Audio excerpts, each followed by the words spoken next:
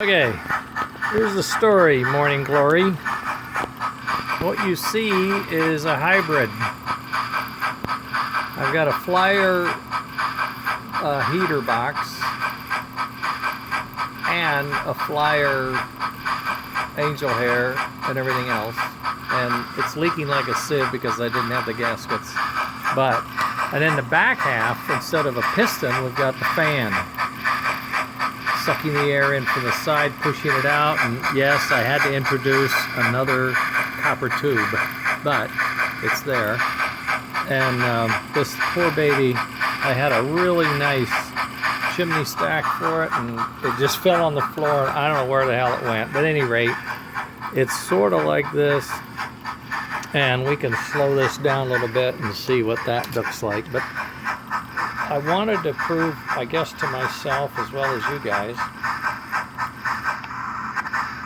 that the puff thing can make smoke as we would like it and would survive if the heat wasn't the problem. Now I can tell you that unit right now, this is what I want without all the leaking, all right? But that unit right now, which is all Flyer, is well over 150, okay?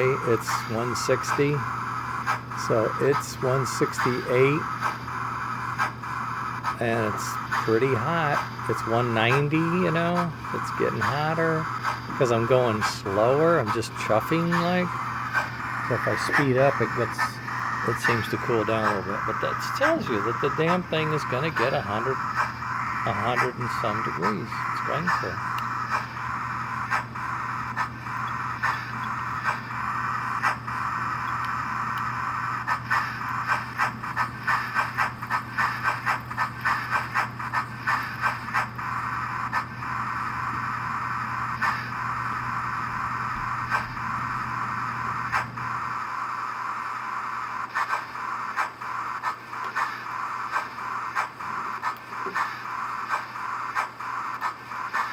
Missing a puff. I don't know what the hell that is. But at any rate, you get the idea.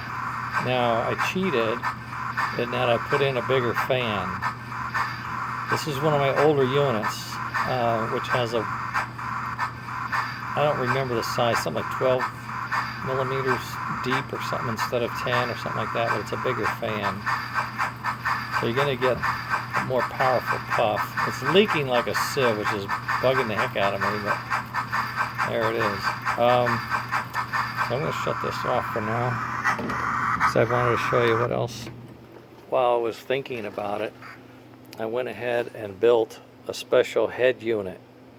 This is sort of what I have over there now in black, only this one's brand new in gray. But what you see is there's only one outlet. And then the inlet, I'm using my little trick getting inlet from the sides.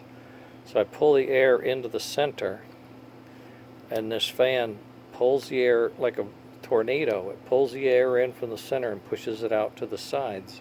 So it then becomes an air pump, so to speak.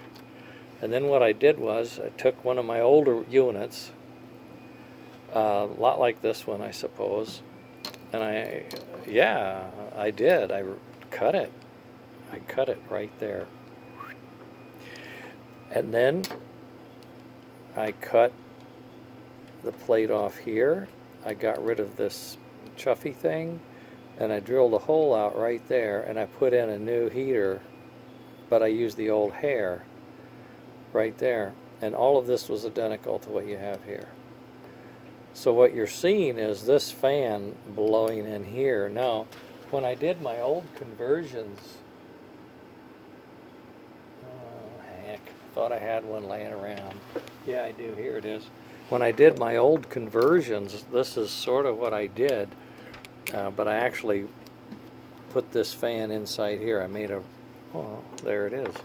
I made a round sleeve, the diameter of the fan, and I fit the motor into it, and I actually just glued it in after I drilled and put this brass tube in. I also opened up the center hole so that's pulling air in from the bottom, pushing it forward. And this is one of my original fan-driven Flyer smoke units. This is what they would look like. It's exactly what I did. So I thought, well, I'm melting plastic like crazy. Let's do this. Let's isolate the heat component to the flyer box and just see if we can't get this function working here and feeling good about it, because all these other units, even when I yeah, I thought I was being smart combining all these bits so it's all one, but even when I put the metal in here, the stuff just gets so soft it just cannot maintain its shape. It's too hot. There are some new parts coming. I saw a video. They look fabulous, and they are heat resistant to 300 degrees.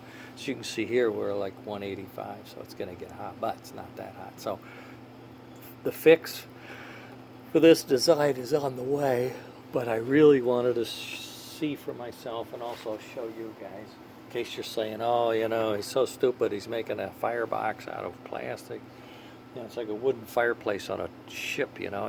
He's going to burn the place down. But it's going to work, okay? We just have to get this material right. And I knew that all along. I just didn't have it with the wherewithal to do it. And when I put this in here, you know, it's still warm. It's kind of funny. It's turned off, isn't it? I don't know. Let me shut it off, make sure. But it's holding on. I used my super magic glue. I press fit it in, shoved that pipe in. It's leaking because I don't have all the screws and didn't have the gaskets, blah, blah, blah, okay.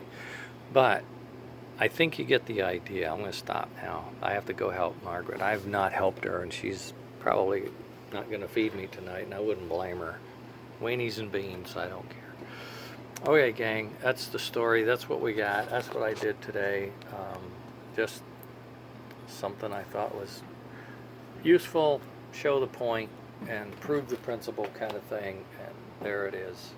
And that is the Royal Blue chassis adapted to this conversion kit, if you will, or monstrosity, or Franken-Train, or whatever.